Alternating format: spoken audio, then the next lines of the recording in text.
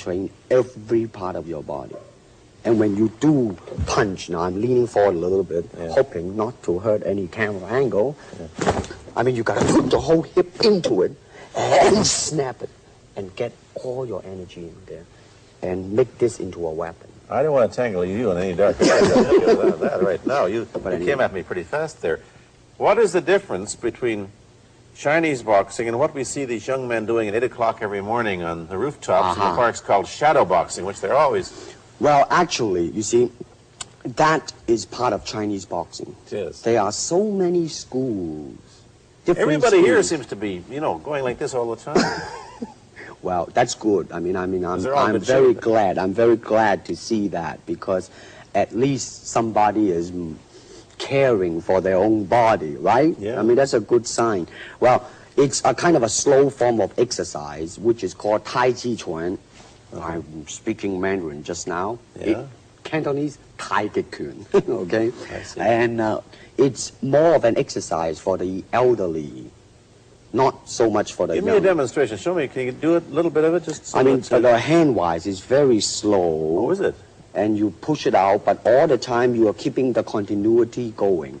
Bending, stretching, everything. You know, suppose, you know, I mean, you just keep it moving. It's like a ballet dancer there. Yeah, it is. I mean, to them, you see, the idea is running water never grows stale. So you got to just keep on flowing. Of all your students, famous, James Garner, Steve McQueen, Lee Marvin, James Coburn, Roman Polanski, which was the best? Who adapted best to this Oriental form of exercise and defense? Well, depending, okay? Now, as a fighter, Steve McQueen, now, he is good in that department because that son of a gun got the toughness in him. Yeah. I mean, see it on the screen. I mean, he would say, all right, baby, here I am, man. You know, and he'll do it. Yeah.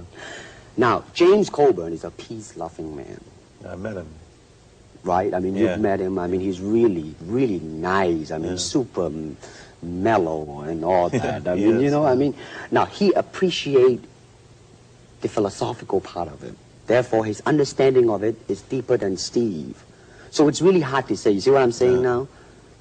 I see. I mean, it's different. So that's, I mean, depending on what you see in it. Interesting. We don't, in our world, and haven't since the days of the Greeks who did, combine philosophy and art with sport. But quite clearly, the Oriental attitude is that the three are facets of the same things. Man, listen, you see, really, to me, okay, to me, ultimately, martial art means honestly expressing yourself. Now, it is very difficult to do. I mean, it is easy for me to put on a show and be cocky and be flooded with a cocky feeling and then feel like pretty cool and all that. Or I can make all kinds of phony things, you see what I mean, blinded by it. Or I can show you some really fancy movement. But to express oneself honestly, not lying to oneself, and to express myself honestly, now that, my friend, is very hard to do. And you have to train. You have to keep your reflexes so that when you want it, it's there. When you want to move, you're moving. And when you move, you are determined to move. Not taking 1 inch, not anything less than that.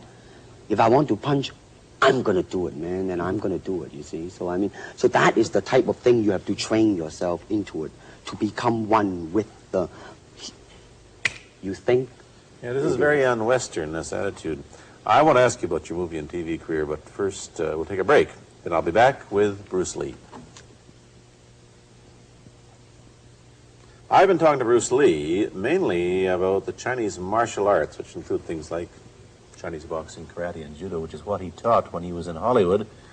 After he left the University of Washington, where he studied, of all things, philosophy, if you can believe that. He did, but that, perhaps you understand why the two go together from the first half of this program.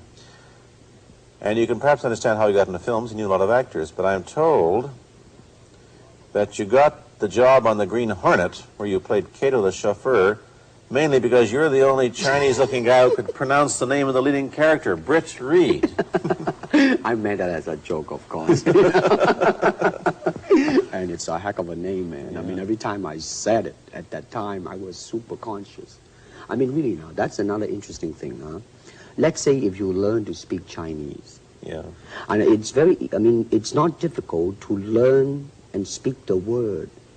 The hard thing, the difficult thing, it's behind what is the meaning, what brought on the expression and feelings behind those words. Like when I first arrived in the United States, and I look at a Caucasian, and I really would not know whether he was putting me on or is he really angry, because we have different way of reacting to it. See, those are the difficult things, you see. It's almost as if you came upon a strange race where a smile didn't mean what it does to us. In fact, a smile doesn't always mean the same, does it? Of course not. Yeah, I just thought of that. Tell me about the big break when you played in Longstreet. I must tell the audience that Bruce Lee had a bit part or a supporting role in the Longstreet series, and this had an enormous effect on the audience. What was it? Well, you see, the title of that particular episode of Longstreet is called The Way of the Intercepting Fist. Now, I think the successful ingredient in it was because I was being Bruce Lee. Yourself. Myself, right. And did that part, just express myself, like I say, honestly express myself at that time. And because of that, I brought, you know, favorable mentioning in, like, New York Times, which says, like, the Chinaman, who incidentally came off quite convincingly enough to earn himself a television series, and so on and so on and so forth. Can you remember the lines by Sterling Sullivan, the key lines? He's one of my students, you know that? Was he too? Yes. Too bad. Everybody is your student. But you read, there were some lines that expressed your philosophy. I don't know if you remember them or not. Oh, I remember that. I Let's said, hear. this is what it is, okay? You're talking to Longstreet, played by James Francesca. I said, empty your mind. Be formless, shapeless, like water. Now, you put water into a cup, it becomes the cup. You put water into a bottle, it becomes the bottle. You put it in a teapot, it becomes the teapot. Now, water can flow, or it can crash. Be water, my friend. Like that, you see? Oh, I see. I get the idea. I get the power behind it. So, now, two things have happened. First, there's a pretty good chance that you'll get a TV series in the States called The Warriors, in which you use, what, the martial arts in a Western setting? That was the original idea. Now, Paramount, you know, I did Longstreet for Paramount, and Paramount wants me to be in a television series. On the other hand, Warner Brother wants me to be in another one, but both of them, I think, they want me to be in a modernized type of a thing. And they think that Western idea is out. Whereas you want to do the Western, eh? I want, because you see, I mean, how else can you justify all these punching and kicking and violence except in that period of the West? I mean, in nowadays, I mean, you don't go around on the street kicking people or punching people. Because if you do,